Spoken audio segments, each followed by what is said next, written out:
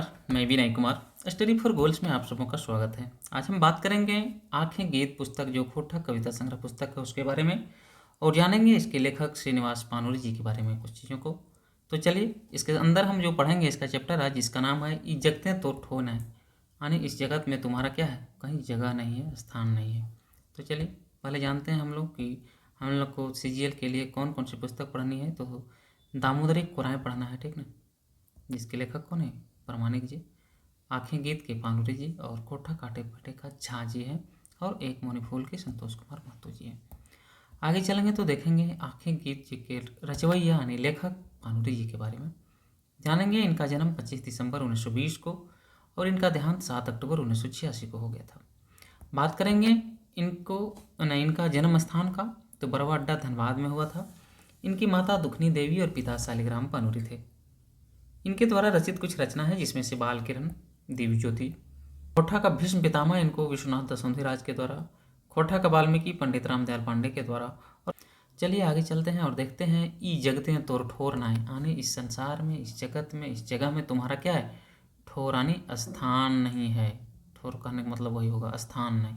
ई जगते हैं तोर ठोर नाय, देखिए क्या कहता है। आपको बताते चलें कि जगते हैं तो ठोर ना है, इस कविता का भावार्थ को अगर हम पहले आपको बता दें एक सारांश के तौर पर, तो इस तरह से आप जान सकते हैं।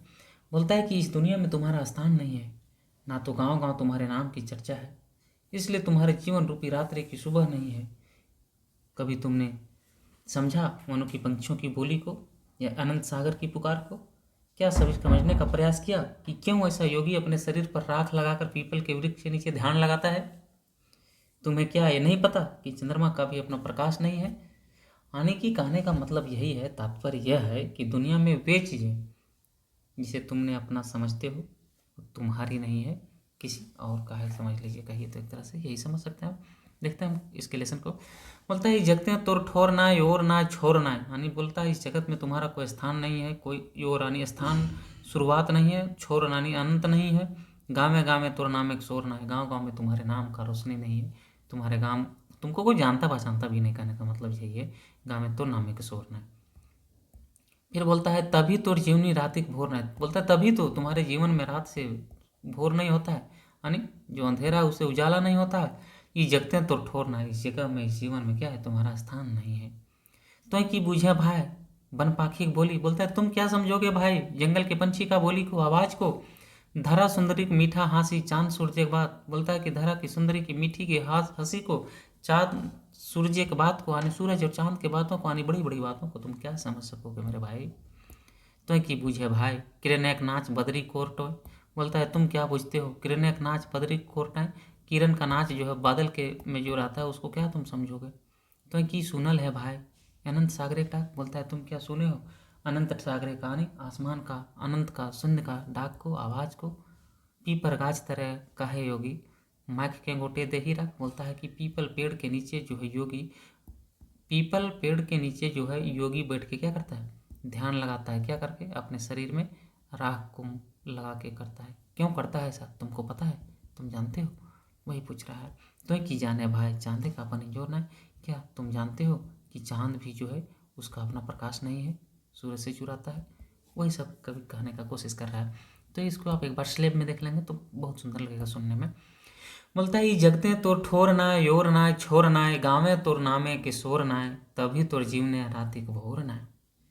ई जगते तोर ठोर नाय, तो की बूझे भाई बन पाखिक बोली, धार सुंदरी मीठा हासी चांद सुंदर एक बात, तो की बूझे भाई किरने नाचे बदरी कोर टाए, तो की सुनल है भाई अनंत सागरे डाक, पीपर गाछ तरह काहे योगी मख के गोटे दे ही राख, तो की जाने भाई चांदे का पनी जोर न।